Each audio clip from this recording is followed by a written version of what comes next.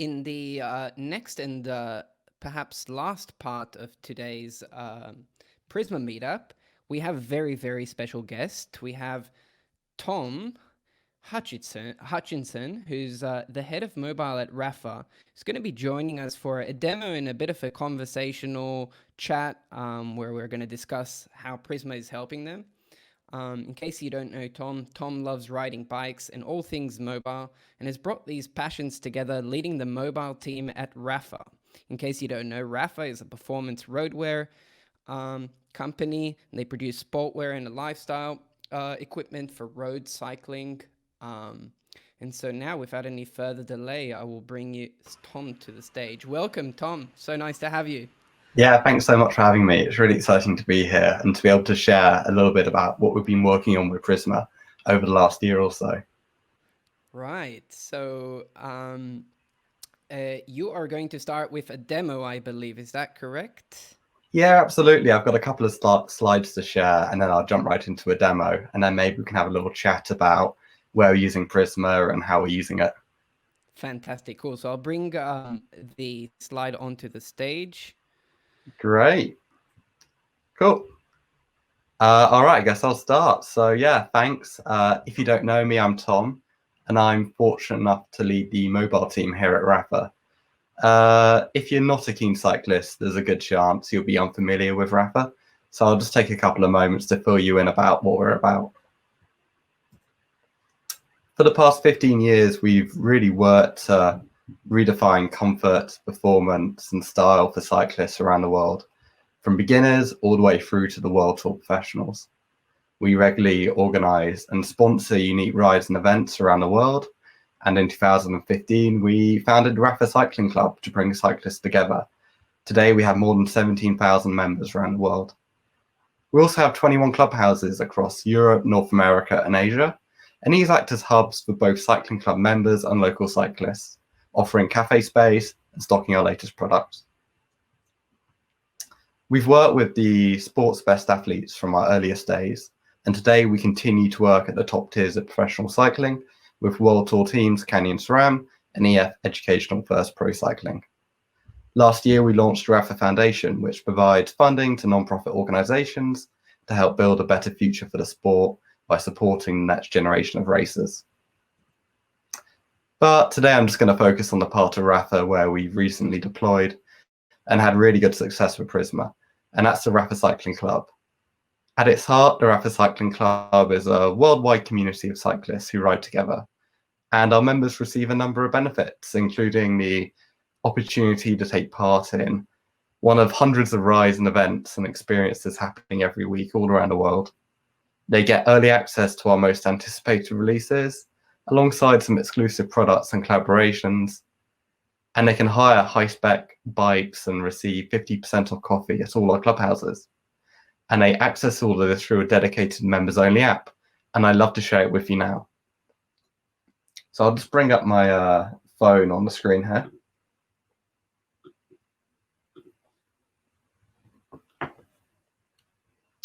So this is the RCC members app. When users open the app, they land at the highlight screen, and this is like a 1,000-foot view of the RCC.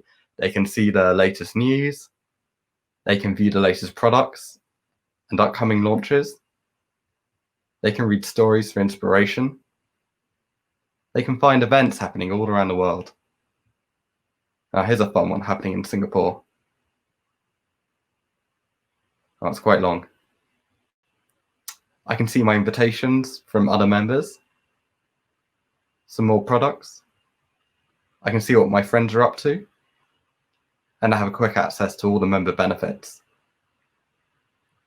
As I said, we have a whole lot of stuff going on around the world every week, and they can find this all on the What's On screen. I can see here in London, we got some hill climbs coming up tomorrow, a special shopping event, some online races, and much, much more. Because the member base is so spread out across the world, members tend to organize themselves into groups. Here I am in the London chapter. We have a bunch of upcoming rides and a lot of members here in London. But as you can see, we zoom out around the world, there's a lot going on, no matter where you are. Finally, we have chat. Whenever you join a ride or a group, you put in a chat room with all the other members so you can discuss where you're going to meet and maybe where you're going to have a coffee stop. And if you want to get in touch with anyone, you can just send them a direct message from here. Finally, we also have the in-app membership card. When you visit one of our clubhouses or partner cafes, you can get discounted coffee, as I said. So you just show your membership card to get that. And that's the RCC app in a nutshell, really. It'd be great to kind of talk about, what powers this and where we're using Prisma.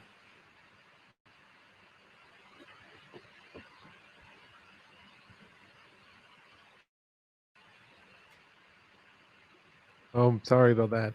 No worries. I was taken off by some questions on the chat, and I got lost in transition.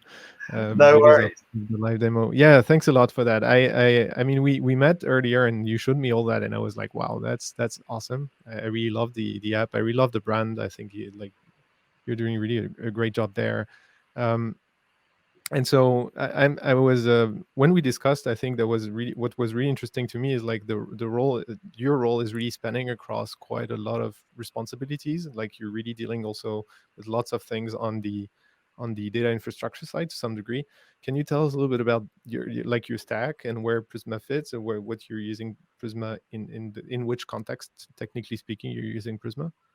Yeah, sure. Maybe I'll start at the kind of top of our stack and make my way down. I feel that's always easy. So the apps, our mobile, iOS, and Android apps, they talk to our back end through a GraphQL API, and that's powered by Nexus Schema and Apollo Server.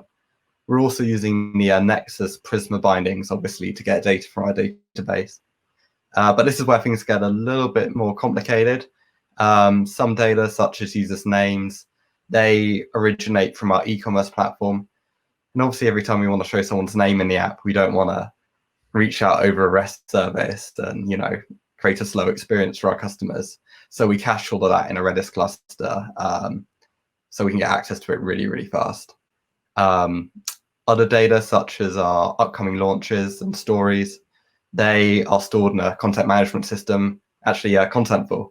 But Nexus Schema makes it super, super easy, to take data no matter where it's coming from, be it the CMS or in our Redis cluster, and just kind of serve it up alongside the data from our database, which is like a big bonus for us. All of this is then Dockerized. It's running on Amazon's Elastic Container Service, which we really like. And to keep things kind of nice and lightweight, any asynchronous or long-running tasks, we put those on an SQS queue, such as sending a push notification or a bunch of push notifications. And those tasks are then picked off by one of many lambdas. And as you probably guessed, this is all hosted on AWS. And we also utilize Cloudflare at the edge, just to make sure users around the world have a really fast and reactive experience. And finally, we manage all this using Terraform, of course, because who wants to manually manage all your environments and infrastructure? Yeah, that's pretty cool. That's really like the stitching of the data specifically. I find like very interesting because we see a lot of people ending up having to do quite a lot of that customized ways to get data from somewhere. Where does the data live and so on? So we talk quite a bit about that in general. And when you want to make a change to your schema, because the mobile app, what I find interesting also with the mobile app use cases specifically is that, well, people do have to upgrade their app. They have to update their app, and so that brings some interesting challenges when it comes to upgrading your schema. Can you tell me a little bit about your workflow when you have to perform a change in that direction, and how you try to mitigate the risks of disasters? Yeah, of course. Because when you make a schema change in the world of mobile, unlike the web, you cannot break the schema because there are apps out there that aren't going to get updated for days, weeks, or months. So you got to make sure you maintain backwards compatibility. During development, we utilize Apollo Studio. We find that really, really helpful for just keeping track of how the schema is changing over time. And then when we're ready to deploy, our CI system will run a bunch of tests to, among other things, and ensure schema compatibility. We then bundle the code and dependencies together into a Docker container, and we push it up to AWS. Finally, as like a last line of defense, we do run what's I think often called a blue-green deployment. This is where we send the new code to a couple of nodes first, and we check the error rates against the nodes running the previous version of the code. And if all looks good, we retire the nodes running the old code and spin up more instances of the new code. And that really, really helps. Yeah, that's very like the strategies of deployment, they really become quite quite elaborate when you really want to manage that zero downtime kind of approaches. I think it's really cool.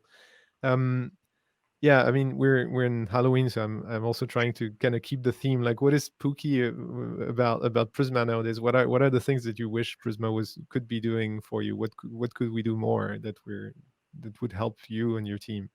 Oh, great question. I really see kind of Prisma as this, I guess, glue between our code and our data layer, right? And right now it's, fantastic if you're working with Postgres or MySQL, or I guess even Microsoft SQL as of yesterday. But as you know, data comes from many places. In our case, we have a Redis cluster as well. And right now we aggregate all of that in the API layer. But it'd be really cool if one day, we could push that down the stack into Prisma almost, and not have to worry about that particular problem from an API development standpoint. That's definitely interesting. It's something we also quite like every now and then talk quite a bit about with Soren, when we project plans on the future of Prisma. So that's good to hear. And like the things you really count on the most from Prisma feature set nowadays, what would that be, the thing that you really clearly enjoy the most?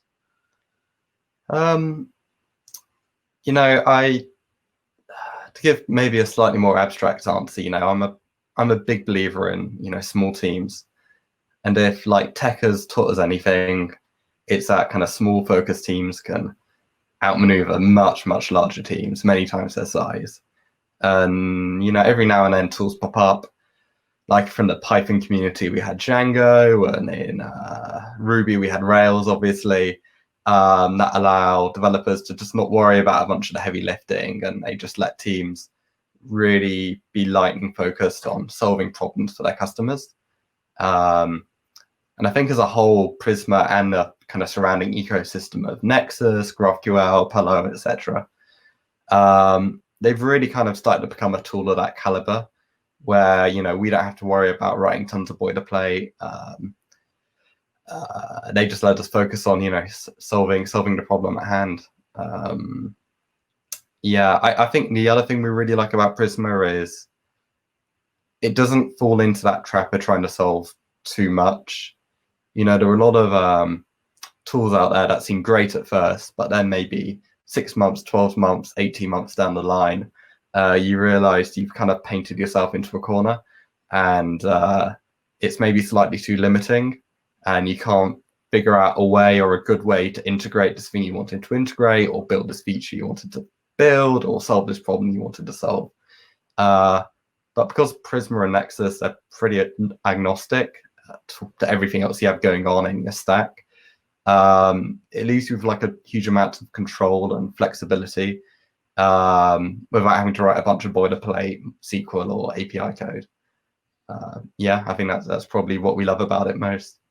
Yeah. Well, that's great, because that rhymes quite well with the mission that I stated earlier, which I think is really great to hear. I see we're slowly coming up on time. Like, maybe closing thoughts. Like, what are the plans with the app next? Like, what are the things you're looking at next? Yeah, great question. I think the thing I'm most excited about over the next year, 2 years, is probably just seeing our API layer grow. Right now it's great for our rides and events and membership offering, but as we bring more and more services online, perhaps using Schema Federation, we can start breaking down those kind of corporate data silos, and come up with some really interesting creative solutions for our customers. that can span all our touch points. It doesn't matter if it's web or mobile or even in a physical clubhouse. It's I think that's the thing that gets me most excited. Yeah. Nice. Yeah, we'll definitely have a look and stay close to all these plans and see how we can help further. Then, well, thanks a lot, Tom. I'll give the stage back to Daniel. Cool. Thank you so much, both Hervé and Tom, once again, joining us from London. I have a couple of small announcements to make just before we wrap up. So as always, it's always nice hosting these live events because all of you can join from wherever you are in the world. And so as part of our efforts to sort of continue these live streams, I have 2 meetups that I'd like to sort of share, and I'll also drop the links in the chat. So we have tomorrow, the October the 29th, we have the What's New in Prisma 2.10, and that will really focus on everything and all the nitty-gritty details of this release that just went out yesterday. And that will be led by Nico and Ryan from the Prisma team. We are also joining forces with GraphQL London and GraphQL Munich, and we are creating one event that will be the GraphQL Mega Meetup, and there will also be a quiz with prizes, as we similarly had in the TypeScript Meetup. And so that is taking place on Thursday next week, November the 5th. That will be at 7 p.m. to 9 p.m. Central European time. And so I'll drop the link to that in the chat right now. So that is for the What's New in Prisma, and also the link to the GraphQL Mega Meetup. And so on that note, I'd like to also thank once again Tammy Bryant for joining us, Hervé for sharing some of the future of Prisma and its roadmap, and finally Tom Hutchinson, who was really generous with his time and sharing some of the work that they're doing at Rapha with Prisma. And so on that note, I'd like to thank you all for joining us, and I'm wishing you a nice afternoon, evening, or morning, depending on where you're joining us from. So goodbye, and until the next Prisma meetup, see you later.